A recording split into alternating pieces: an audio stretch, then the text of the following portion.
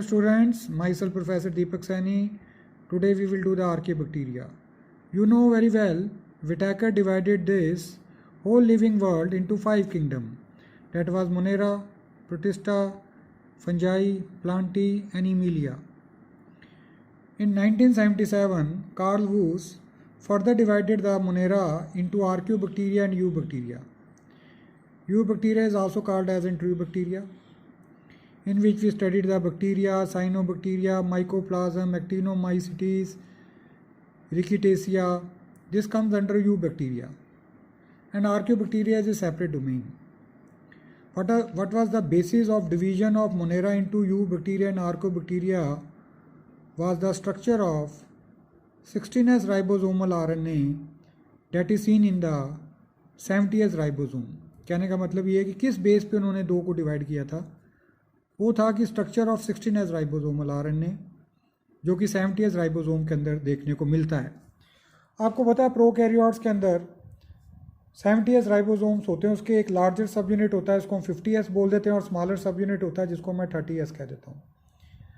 30S के अंदर 16S ribosomal RNA होता है, साथ में प्रोटीन्स होते हैं। लार्जर सब यूनिट में 23S राइबोसोमल आरएनए होता है, 5S राइबोसोमल आरएनए होता है, साथ में प्रोटीन्स होता है। ये देखा गया कि जो आर्कियोबैक्टीरिया का 16S राइबोसोमल आरएनए था वो यूबैक्टीरिया के 16S राइबोसोमल आरएनए से डिफर था। यही एक बेस बना था मोनेरा को दो पार्ट में डिवाइड करने का, आर्कियोबैक्टीरिया एंड यूबैक्टीरिया का। आर्कियोबैक्टीरिया को हम एक्सट्रीमोफाइल्स भी कह सकते हैं, बिकॉज दे फाइल्स का मतलब होता है, फाइलिस का मतलब होता है लविंग, एक्सट्रीम मतलब दे एक्सट्रीम कंडीशंस में रहते हैं।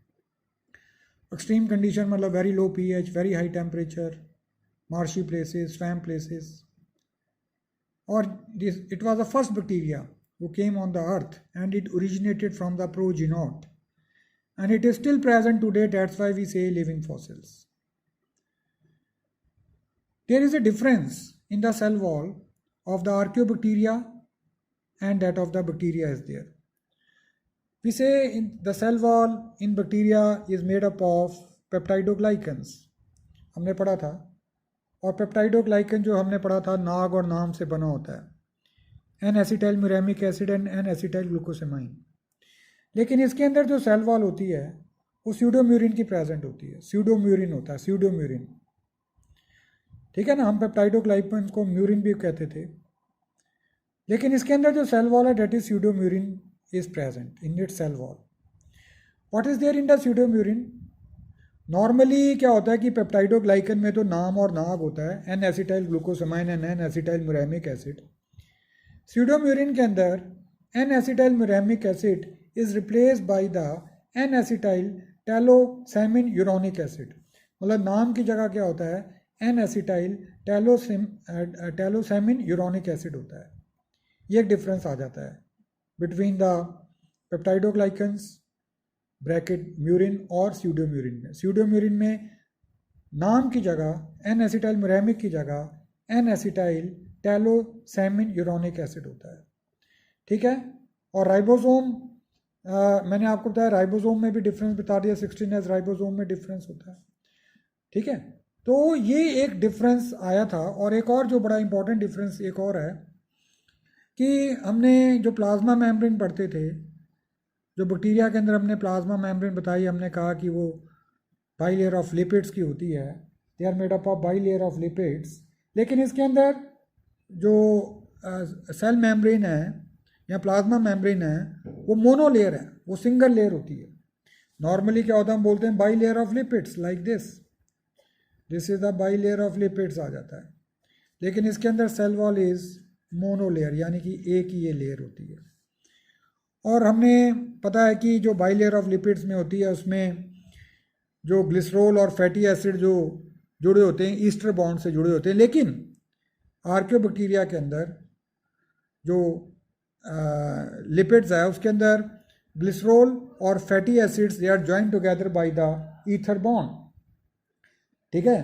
फैटी एसिड और ग्लिसरॉल के बीच में instead of ester bond which is seen in the bacteria they have an ether bond होता है इसके पास। ये भी एक डिफरेंस आ गया, इंस्टेड ऑफ ईस्टर बॉन्ड्स।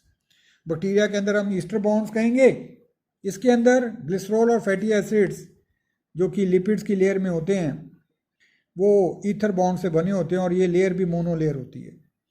दूसरी चीज़ ये भी आती है कि they have a branch chain lipids. Due to the presence of this branch chain lipids they can tolerate an harsh condition. इसके ऊपर जो मेम्ब्रेन में आपने देखा एक तो मोनो लेयर है और इसके ऊपर ब्रांच चेन लिपिड्स होती है। जो लिपिड्स की चेन है वो बड़ी ब्रांच्ड होती है जो कि इसको टॉलरेंट बना देती है to the extreme conditions are there. ठीक है ना, एक्सट्रीम कंडीशन में जो मेम्ब्रेन है ये डैमेज नहीं होती due to the branch chain lipids are there. और एक और डिफरेंस आ गया, नॉर्मली क्या होता है कि जब प्रोटीन सिंथेसिस होती है प्रोकैरियोट्स के अंदर, ये अमीनो एसिड्स की चेन बन रही है, प्रोटीन सिंथेसिस हो रही है, जो फर्स्ट अमीनो एसिड होता है वो होता है फॉर्माइल मिथ्योनिन प्रोकैरियोट्स के अंदर, लेकिन यूकैरियोट्स के अंदर होता है मिथ्योनिन ही होता है। तो ये देखा गया आर्क्योबैक्टीरिया के अंदर भी जो फर्स्ट अमीनो एसिड आया है वो मिथ्योनिन आया instead of formyl methionine. Normally bacteria में जो first amino acid will be the formyl methionine, but in in archaeobacteria it is a methionine.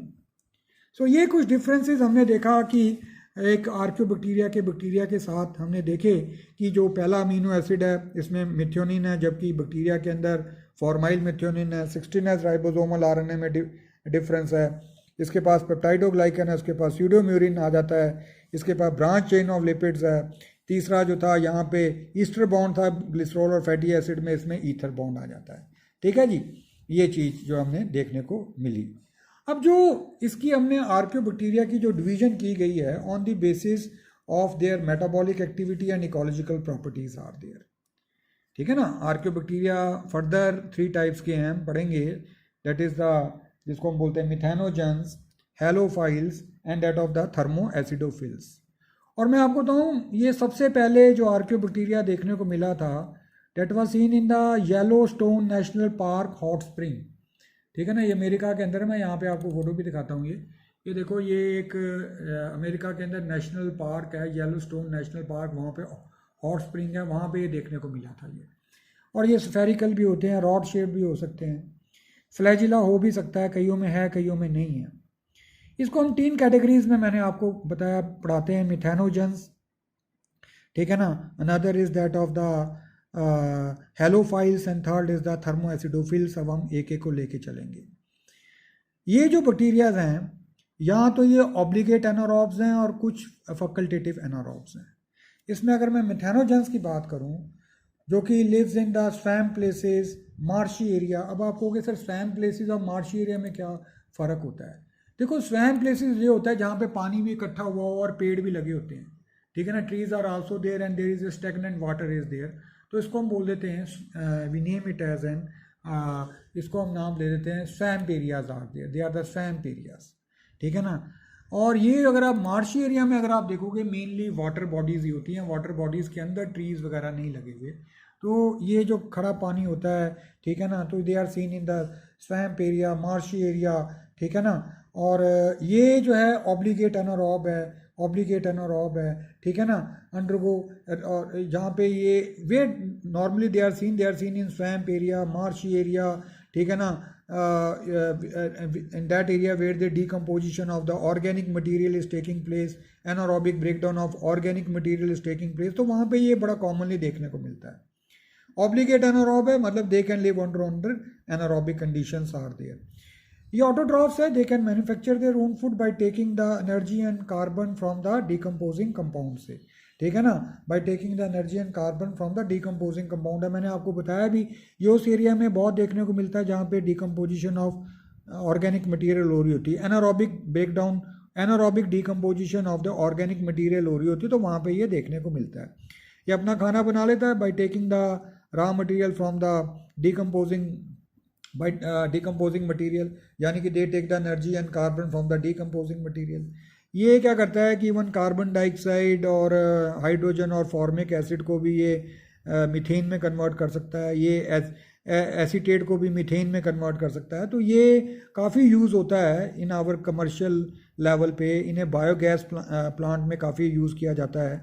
ये जब हम एनारोबिक स्लज डाइजेस्टर होता है, ठीक है ना, तो जिसमें बायोगैस बनाते हैं तो उसमें भी ये डाल देते हैं, तो ये बायोगैस बनाने में बड़ा हेल्पफुल होता है। And they are also seen in the stomach of the ruminants. Ruminants आपको पता है जो काउस बफेलोज होते हैं जिनके स्टोमिक में चैम्बर होते हैं, र्यूमन, रेटिकुलम, ओमेजम, एबोमेसम, ये आगे हम डाइजेस्टिव सिस्टम में डिटेल में पढ़ेंगे। तो इसके र्यूमन में यहाँ पे बैक्टीरिया होता है। तो ये सर जैसे काउस के में है, बफेलोज में है, तो ये करता क्या है बैक्टीरिया, ये बैक्टीरिया जो है उसकी सेलुलोज की डाइजेशन में हेल्प करता है। बाय द फर्मेंटेशन प्रोसेस से वो सेलुलोज की डाइजेशन में हेल्प करता है। तभी काउ डंग के अंदर जो है मिथेनोकोकस और रूमेनोकोकस काफ़ी होते हैं। तभी ये काउ डंग जो है ये they can be used in the biogas plant में इसका काफ़ी यूज़ होता है। इसके अंदर ये लिखा हुआ है ना, they cause the fermentation of cellulose, जो वो चारा वगैरह खाते हैं उसमें सेलुलोज होता है, उसकी फर्मेंटेशन में हेल्प करता है। इसके अंदर एग्जांपल दे दिए मिथेनोकोकस, रिमेनोकोकस, मिथेनोबैक्टीरिया, दीज आर देयर। तो हमने एक बार फिर इसको रिवाइंड करते हुए मैंने कहा live in swamp places, marshy places, in that area where there is an anaerobic breakdown of organic material, they are obligate anaerobes. अगर आप इसको एरोबिक कंडीशन दे दोगे ये मर जाएगा। If you will give them an aerobic condition they will die, ठीक है ना, ये मर जाता है, ठीक है। ये ऑटोट्रॉफ्स है, बता दिया, they can make their food by taking raw material और carbon and energy from the decomposing material.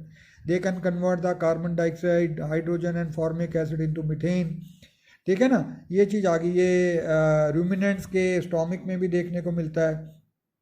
वो क्यों होता है वहाँ पे, because they help in the digestion of cellulose by the fermentation of cellulose they digest the cellulose, ठीक है ना। सेलुलोज को वो डाइजेस्ट करने में उसके हेल्पफुल होता है। एग्जांपल आ गया मिथेनोकोकस, रिमेनोकोकस, ठीक है। उसके बाद जो now we come to the next, that is the halophiles are there. Halophiles का मतलब होता है they can live under in an high salt condition को ले लेते हैं, तभी तो हम बोलते हैं एक्सट्रीमोफिल्स आर देयर, ठीक है ना। तो they can tolerate extreme high salinity is there. देखो ये कैसे सैलिनिटी को टॉलरेट कर लेता है, आपको पता है कि अगर बाहर साल्ट ज़्यादा होगा, ठीक है ना, मीडियम में साल्ट ज़्यादा है तो सारा पानी बाहर निकल जाएगा, क्योंकि बाहर का मीडियम हाइपरटोनिक होता है। तो ये सारा पानी बाहर निकल गया तो सेल मर जाएगा। तो एक तो ये अपने अंदर सैप वैक्यूल्स बड़े कम रखता है, दे हैव ए, ठीक है ना, no sap vacuoles are there. और ये अपने अंदर भी साल्ट की काफ़ी कंसनट्रेशन रखता है, अपने अंदर भी दे have A high salt concentration, ठीक है ना, प्रेजेंट इन द, ठीक है ना, they have high salt, high internal salt concentration, पानी के अंदर भी साल्ट की कंसनट्रेशन ज़्यादा होती है। और इसके सारे enzymes and ribosomes of halophiles can function efficiently at a high extra cellular salt concentration में। चाहे बाहर जितनी मर्जी साल्ट कंसनट्रेशन हो, इसके एंजाइम्स और राइबोसोम सारे अंदर फंक्शन कर लेते हैं। ये अपने अंदर भी काफ़ी साल्ट रख लेता है, ताकि सारा पानी, जब इसके अंदर भी साल्ट ज़्यादा हो जाएगा तो बाहर के जो हाई सैलिनिटी को वे कॉन्ट्रैक्ट कर लेता है, ठीक है। इसके पास मैंने आपको बताया सैप वैक्यूल्स नहीं होते। सैप वैक्यूल्स का मतलब होता है इसके पास लिपिड होते हैं, और सॉरी सैप वैक्यूल होता है इसमें लिक्विड होते हैं, लिक्विड होना है, सैप वैक्यूल्स बड़े कम होते ही नहीं है। तो इसकी ना सेल मेम्ब्रेन में एक स्पेशल टाइप के पिगमेंट्स होते हैं, रेड पिगमेंट, जिसको हम बैक्टीरियल रोडोप्सिन भी कह देते हैं, जो इसको प्रोटेक्ट भी करते हैं फ्रॉम हाई रेडिएशन से। और they also help in the formation of ATP is there, they also help in the formation of ATP. ये भी हेटेरोट्रॉफ्स है या कीमोटेरोट्रॉफ्स बोल देते हैं। कीमोटेरोट्रॉफ्स मतलब they take chemical from the external medium and उसको फिर ब्रेक डाउन करके एनर्जी लेता है ये, ठीक है। ये चीज़ इसके पास है। बाहर इसके बैक्टीरिया के बाहर हाई म्यूसिलेज भी होती है, जो भी इसको प्रोटेक्ट करती है from the external salt condition, ठीक है। तो मैंने क्या बताया कि these are basically an facultative anaerobes है, ठीक है, they are basically facultative anaerobes are there, ठीक है। और इसमें जैसे एग्जांपल दिए हेलोबैक्टीरिया की, they can tolerate extreme high salinity, ठीक है ना, इवन हाई लाइट इंटेंसिटी को भी ये टॉलरेट कर लेता है, ठीक है। और इसके अंदर सैप वैक्यूल्स नहीं होते, इसके अंदर अपने हाई साल्ट कंसनट्रेशन होती है, ठीक है। और इसके मैंने आपको बताया enzymes and ribosome can function, और इसके जो एंजाइम्स हैं और इसके जो राइबोसोम हैं वो फंक्शन ही तब करते हैं जब सेल के अंदर हाई साल्ट कंसनट्रेशन होती है। ये अपने अंदर ही बड़ी हाई साल्ट कंसनट्रेशन करके रखता है, ताकि बाहर के मीडियम की साल्ट कंसनट्रेशन को काउंटरैक्ट कर सके। और इसके अंदर जो एंजाइम्स होते हैं, राइबोसोम्स होते हैं, वो फंक्शन ही तब करते हैं जब अंदर हाई साल्ट कंसनट्रेशन होगी, ठीक है ना, सैप वैक्यूल नहीं होता, ठीक है। तो ये they are facultative anaerobes are there, मतलब they can also live under aerobic condition. हाँ, एनारोबिक मिले तब भी सर्वाइव कर जाता है। इसकी मैंने आपको बताया सेल मेम्ब्रेन, पे पास रेड पिगमेंट्स होता है जो कि एटीपी सिंथेसिस में भी हेल्पफुल होता है और protected from the harmful radiations are there. इसमें एग्जांपल मैंने दे दी हेलोबैक्टीरिया की दे दी, ठीक है। उसके बाद कहता है thermo acidophiles are there. Thermo acidophiles का मतलब होता है they can tolerate at very high temperature and low pH, यानी कि 2 pH तक की भी ये हाई टेम्परेचर, लो pH को भी, लो pH मतलब 2 pH जो इतनी एसिडिक होती है, हमारे स्किन में 2 pH का गिर जाए तो स्किन जला देती है। ये फैकल्टेटिव एनारोब्स हैं। हमने देखा सिर्फ एक मिथेनोजन हमने देखा जो कि एक ऑब्लिगेट एनारोब्स था, बाकी हेलोफाइल्स और थर्मो एसिडोफिल्स दोनों फैकल्टेटिव एनारोब्स हैं। ये भी हेलोफाइल्स की तरह कीमो ऑटोट्रॉफ्स है, sorry they are chemo autotrophs, वो हेटेरोट्रॉफ्स था, हेलोफाइल्स फॉर द हेटेरोट्रॉफ्स। तो ये जो हैं they are we name it as an chemo autotrophs, chemo autotrophs हैं। जबकि हेलोफाइल्स जो था दैट वाज द हेटेरोट्रॉफ्स, ये कीमो ऑटोट्रॉफ्स है। They can manufacture their food by breaking the compound by जो जैसे हमने पीछे बैक्टीरिया में पढ़ा कि अमोनिया को नाइट्राइट में कन्वर्ट कर दिया, उससे जो एनर्जी प्रोड्यूस हुई that is used in making food. उसी तरह nitrite is converted into nitrate by its oxidation, जिससे जो एनर्जी प्रोड्यूस हुई that will be used in the making of food. So they are chemo autotrophs are there, ठीक है ना। और they are seen in hot sulphur spring में, जहाँ पे टेम्परेचर भी 80 डिग्री सेल्सियस तक जाता है और pH 2 डिग्री होती है। अंडर एनारोबिक कंडीशन में ये क्या करता है, सल्फर को ये H2SO4 में कन्वर्ट कर देता है। अगर, ठीक है ना, under aerobic condition they oxidise sulphur to sulphuric acid और H2S को ये ऑक्सीडाइज कर देता है इनटू सल्फर। जब इसकी ऑक्सीडेशन करता है जो एनर्जी लीज होती है that is used in making their food is there, ठीक है ना। जैसे अमोनिया को नाइट्राइट में कन्वर्ट किया, ठीक है, तो उससे जो एनर्जी प्रोड्यूस होगी that will be used in making the food. उसी तरह ये सल्फर को सल्फ्यूरिक एसिड के अंदर कन्वर्ट कर देता है, H2S को सल्फर में कन्वर्ट कर देता है बाई इट्स ऑक्सीडेशन। उससे जो एनर्जी लीज होती है that is used in making the food is there. तभी हम बोलते हैं they are the chemo autotrophs, मतलब they can manufacture their own food by taking the energy from the oxidation of compound, ठीक है, ये चीज़ है। This bacteria can tolerate the high temperature, क्यों? Because they have a branch chain of lipids in their membrane and presence of special resistant enzyme capable of operating under acidic conditions are there, ठीक है ना, capable of working under high temperature as well as acidic condition, ठीक है ना। इसके अंदर ऐसे enzymes भी होते हैं जो कि हाई टेम्परेचर और लो pH में भी, जो हाई टेम्परेचर और सराउंडिंग में लो pH हो उसमें भी ये काम कर लेते हैं। इसमें एक बैक्टीरिया आता है थर्मस एक्वाटिकस, ठीक है, और ये इसमें से देखो, जब वहाँ बैक्टीरिया सर्वाइव कर रहा है तो मतलब उसके अंदर ऐसे एंजाइम हैं जो कि उसके अंदर रेप्लिकेशन कर रहे हैं, डीएनए की रेप्लिकेशन में हेल्पफुल होते हैं, ठीक है ना। तो देखो, अगर वहाँ बैक्टीरिया सर्वाइव कर रहा है तो मल्टीप्लाई कर रहा है तो उसका डीएनए भी रेप्लिकेट कर रहा है। तो मतलब उन्होंने देखा कि 80 डिग्री सेल्सियस टेम्परेचर पे भी, 90 डिग्री सेल्सियस टेम्परेचर पे भी, 100 से ऊपर डिग्री टेम्परेचर पे भी बैक्टीरिया सर्वाइव किया तो मतलब उसका डीएनए रेप्लिकेट हुआ तो मतलब उसके पास ऐसे एंजाइम्स हैं जो कि इतने हाई टेम्परेचर पे काम कर लेते हैं। और एक हमने बैक्टीरिया मिला और निकाला हमने, वो है थर्मस एक्वाटिकस, वो भी थर्मो एसिडोफिल्स के अंदर आता है। उसमें से हमने जो डीएनए को रेप्लिकेट करने वाला एंजाइम्स थे उसको निकाला और वो हम आगे पीसीआर होती है, एक मैकेनिज्म होता है जिसको बोलते हैं पॉलीमरेज चेन रिएक्शन, जिसमें हम लेबॉर्ट्री कंडीशन के अंदर डीएनए को रेप्लिकेट करवाते हैं, ठीक है। तो उसमें वो एंजाइम्स हमने यूज़ किया, तो उस एंजाइम को हम टैग पॉलीमरेज भी कहते हैं, टीएक्यू टैग पॉलीमरेज भी कहा जाता है। और ये टैग पॉलीमरेज जो एंजाइम है हमें मिला था थर्मोफिलस एक्वाटिकस, ठीक है ना। ये भी एक थर्मो एसिडोफिल्स है, ठीक है, क्योंकि ये इतने हाई टेम्परेचर पे भी इसकी अगर रेप्लिकेशन हो रही है तो मतलब इसका enzyme is tolerant to such a high temperature. Normally enzymes जो होते हैं हमारी बॉडी के अंदर 40 के ऊपर टेम्परेचर ले जाएं तो वो डीनेचर कर जाते हैं, वो काम करना बंद कर देते हैं। तो ये एक इसके अंदर ऐसे ऐसे एंजाइम है जो कि इतने हाई टेम्परेचर भी काम करते हैं, और इसलिए वो एंजाइम्स को आगे हमने कई जगह पे यूज़ भी किया, जिसमें मैंने आपको बताया कि पीसीआर में एक एंजाइम, इसमें से एंजाइम निकाला गया। वो एंजाइम जो निकाला गया था वो एक बैक्टीरिया था थर्मोफिलस एक्वाटिकस, जो कि थर्मो एसिडोफिलस था।